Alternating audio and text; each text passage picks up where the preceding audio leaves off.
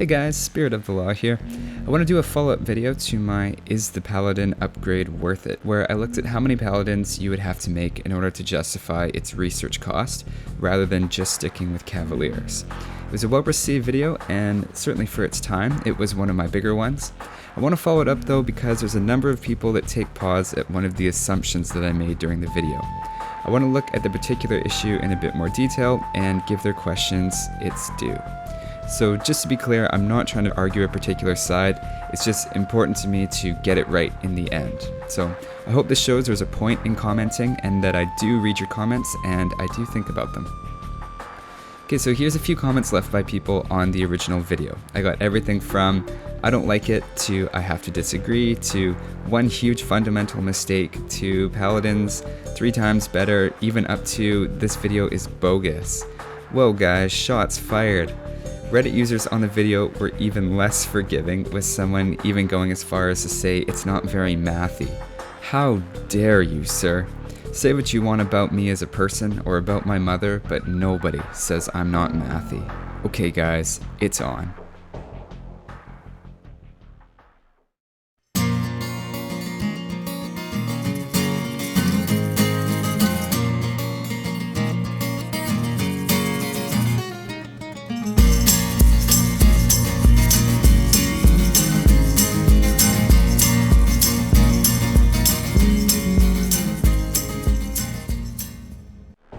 First, let's play a little game.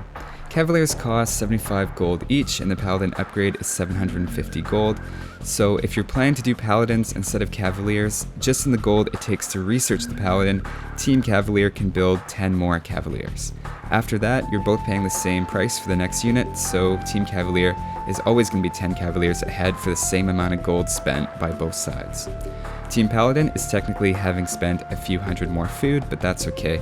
Most people who disagreed with the video said I underestimated the Paladin, and so we're going to give them a little edge here just to make them feel good. We're also just going to look at the gold and ignore the Paladin research time, not so much because I want to give another edge to the Paladin, but because that's kind of a complicated thing to take into account. We haven't done anything with time yet. So for this test, I'm going to create a new Paladin and Cavalier at a steady rate, and I want you, that's right, you, to pause the video when you think that the teams are equal. That is, that the Paladins and Cavaliers, if they fought, would end up evenly matched with each other. Both are post-Imperial Hun units, and what I want you to do is pause at that point and write down or remember the exact time in the video that you think that balance occurred. We're using the slider at the bottom of the video on YouTube for timing. Okay, so once you have that number, we're going to use that to get a sense of your personal intuition of how much better the Paladin is than the Cavalier as a percentage. Fun, hey? Audience involvement for once. When you have your time written, you can skip ahead if you like to the time that I show here. Okay, ready? Go.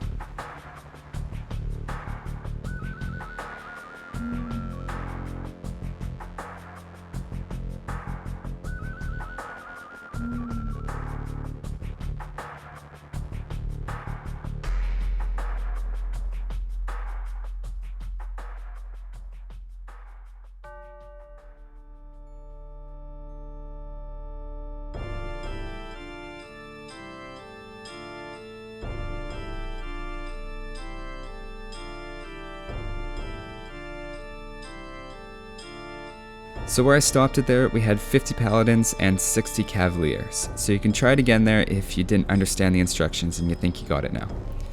Alright, so the reason I was patrolling them around with tasking was so that they didn't all get bunched up in a corner, which makes their numbers really hard to see. So I had them moving around so you can get an idea of how big these sizes are. So now this is the table for the different times. Compare your time that you thought they were equal strength to this, and it should give you a rough idea of what percent stronger your intuition about the game says that the Paladin is compared to the Cavalier. So for example, if it says there 50% across from your time, then that means that your intuition tells you that the Paladin is 50% stronger than the Cavalier one-on-one. This is definitely going to be something that's a little different between every person, and for you, maybe you think that the Paladin is a little bit stronger than somebody else does when they're looking at it. So keep track of that percentage and try to remember it, and we'll see how it compares to the actual testing results.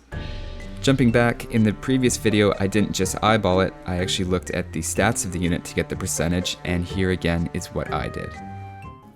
So now just looking at the Paladin improvement percentages in isolation, what I'm going to do is I'm going to average each of those columns, and then I'm going to average that averaged row. And so what we can ultimately say is maybe the Paladin represents about a 20% improvement. As you saw there, I averaged the improvements, and I got about 20%. To be fair, I did say if you think it's more or less than that, you can easily adjust it, but that is no excuse for sloppy math. So many people said that I should be multiplying the stats, and looking at those comments, that made a lot of intuitive sense to me, because a unit with more attack and defense is attacking for more damage, but it's also doing it for longer before it dies because of the extra health points. But one thing I don't like about that is how big the number gets when you multiply it. It sounds wrong to me, even if the method itself has appeal. So let's take an example with some Hun Cavaliers and Paladins fighting each other post-Imperial Age. The Paladin has 18 attack compared to the Cavaliers' 14, which is a 29% improvement, and the Paladin has 180 health points compared to 140 for an identical 29% improvement. The armor stays the same, so that doesn't really factor in here. And actually, because we know what units are fighting, and we know they each have 5 armor, we could actually say the Paladin effectively has 13 attack and the Cavalier has 11 attack once we think about the 5 armor. That's how much damage they're actually doing to each other, which is only an 18% improvement in attack. That's probably a more precise way to do it since we actually know all of the variables here, so we may as well use that information on this particular test. So let's see what happens if we multiply and if we average. If we multiply, the Paladin is doing 18% more damage and has 29% more health points, so we get it's 52% stronger. If we did this without taking away the 5 damage from the armor, assuming we didn't know the armor, we would get 66%. But we'll stick with the 52 because it's probably a better reflection of what's happening in this particular matchup. If we average them, ignoring the armor because it didn't change, we get 24% stronger. That's certainly a notable discrepancy here. One amendment that I would like to make to the last video is to remove the armor from the calculation entirely, or weight it much lower.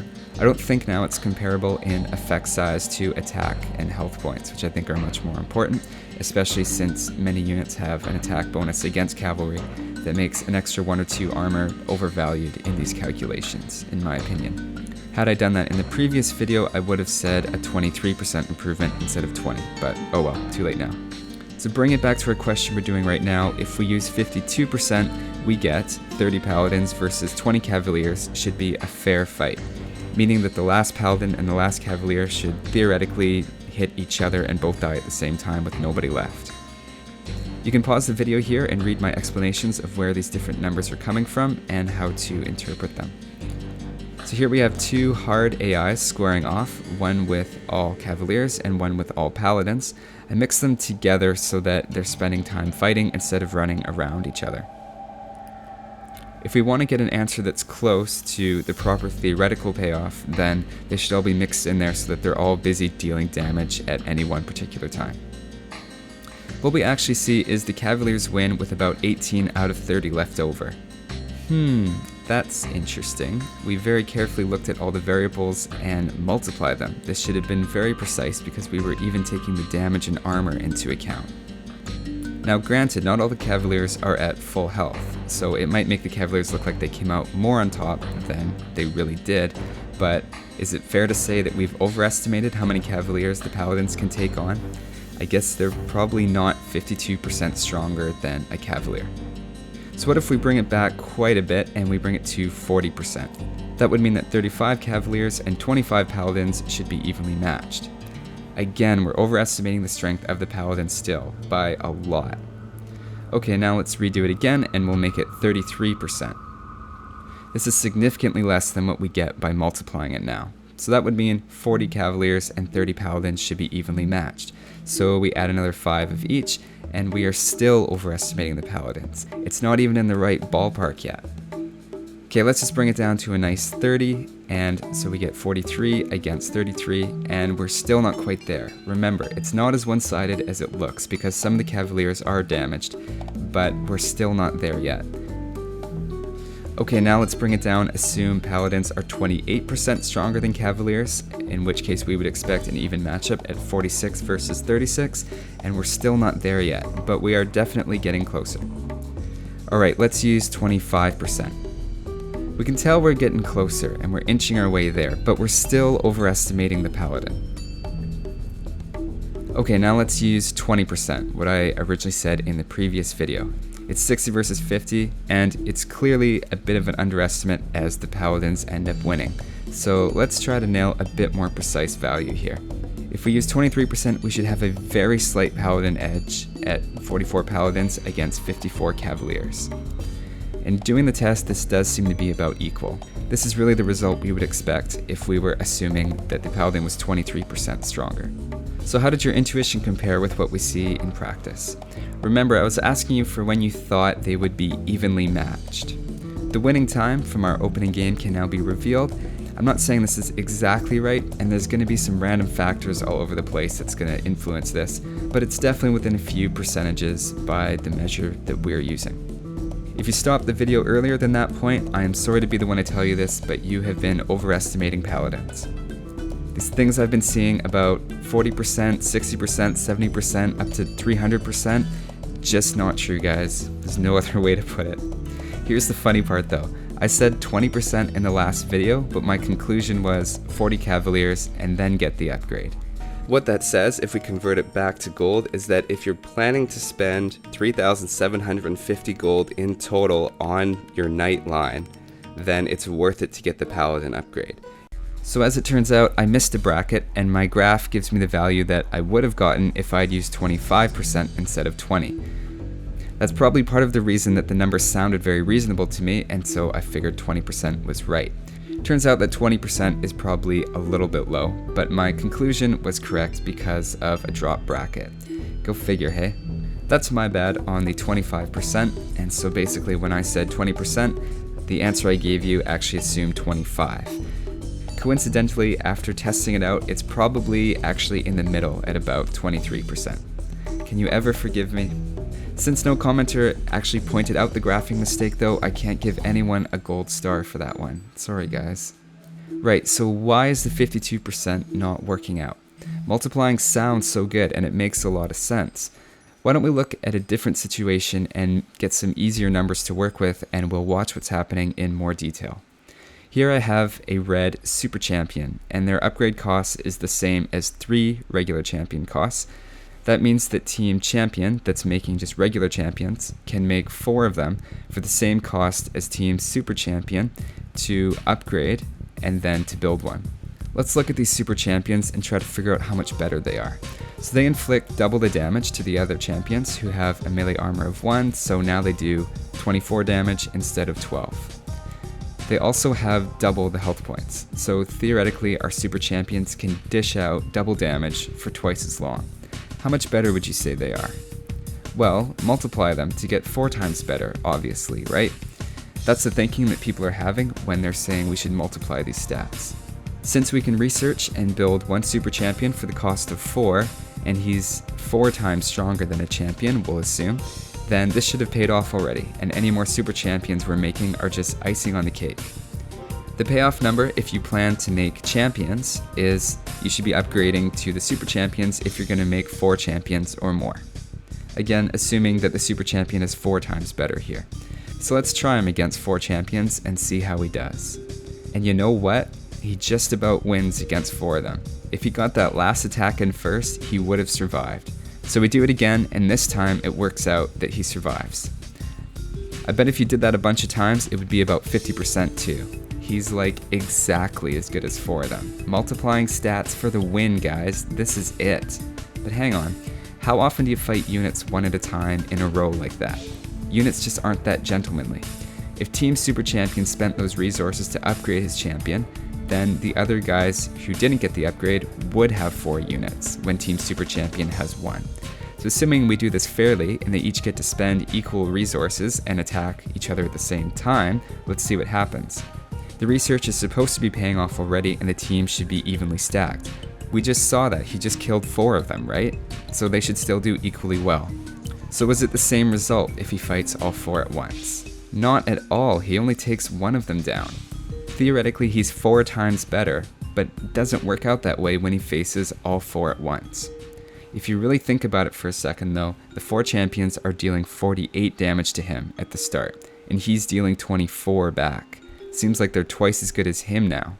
It's true that as the weaker champions die, their damage output is going to go down, but it doesn't actually make up for this. Multiplying the stats only works if you fight the units in a line, one at a time, which never happens. If we multiply his stats, we're hugely overvaluing him in a calculation of when his upgrade pays off. One-on-one, he can kill 4 champions, but if both these players started with the same resources and they attacked each other with what they got out of those resources, then you shouldn't have researched the super champion. I think that's where people are getting a bit confused in the first Paladin video, and they're not thinking about the question that's being asked. My first thought when I originally made the video was just to add them to get an estimate, but I really quickly realized that that was going to be way too big, way too fast, since the Paladins were going to be outnumbered by the Cavaliers. I thought averaging is probably a better way to do it. I've also heard bits in here about taking population limit into account and arguing from that angle, but the 40 Paladin number I gave was for over the course of the game in order for it to pay off. No one ever said they had to be built at the same time. In a game you're dominating, it doesn't matter, but if you're close and you're evenly matched with a ton of units going down on each side, it's bad decisions like wasted techs that make you run out of resources first, especially when you're doing stuff like the Paladin and Siege Onager. There's a certain amount that you have to use every unit in order for its research to pay off, so don't just go clicking the research button for a bunch of units in a close game on the off chance that you might want it later. If anything, I'd say that's the main point of my videos, and here I am hiding it right in the middle. Those bad research decisions feel like they're helping you in the moment because your army gets an immediate boost, and you usually make those decisions when you have a ton of resources saved up, so you don't look back and realize afterward that that's where you lost the game. There may be situations where that extra boost is what you needed in the moment, but it's sacrificing the long-term efficiency for an immediate gain, which is, to be fair to me, completely situational and clearly not what I can be covering in a video looking for general best practices.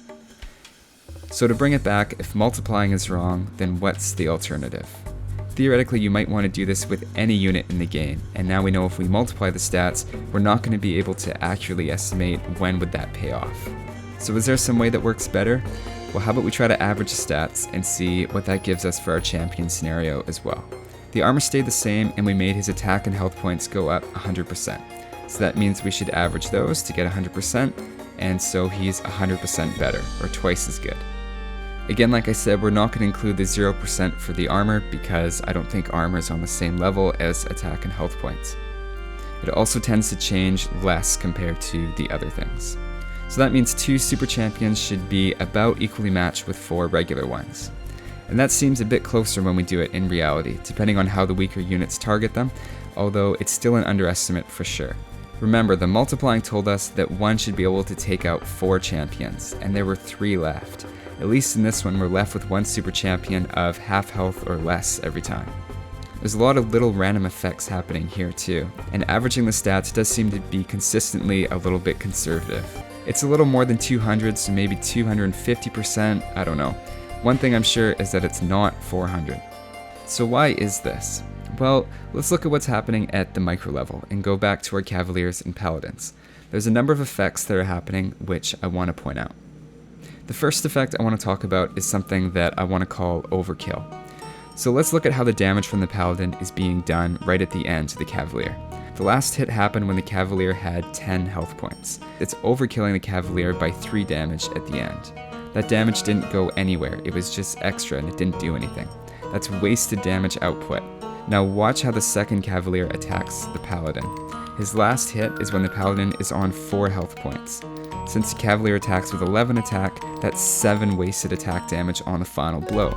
Looking at the theoretical damage output of the Paladin and Cavalier in isolation, we'll tend to overestimate the Paladin in this case because it has less wasted damage output. All those little overkills start to add up when we have a big number of these things as well. Over the course of a big fight with 40 units, this effect can be about the same size as adding a whole other unit to the mix. This is also why the Japanese halberdiers lay the smackdown on Aztec imaginary halberdiers, even though the Aztecs have 57% more damage output against the Japanese halberdiers once you factor in the armor, and they're doing 11 damage every hit instead of 7, and both have the same health points. Why are the Japanese halberdiers winning here? They're doing 33% faster attack. If you don't believe me, you can check out this video. And the Aztecs do 57% more damage every attack. Shouldn't the Aztecs be winning this? The Aztec halberdiers actually have higher damage per second than the Japanese ones, and the Japanese ones still win very consistently. I talked about this in my Japanese Civ overview, but I never really got into why this is happening. Basically, more frequent, smaller attacks are more efficient than big ones that come less often, even if the damage per second is theoretically identical because you have less overkill. So looking back at our Paladin and Cavalier matchup, it's probably not 23%. It's probably 21 or 22. The second effect that I want to talk about is that the Cavaliers are attacking faster. Now right away you might say, oh well, that solves it, that's throwing everything off. But actually one-on-one there isn't any effect from that. The Cavalier gets 9 attacks in the same amount of time that it takes the Paladin to make 9 attacks.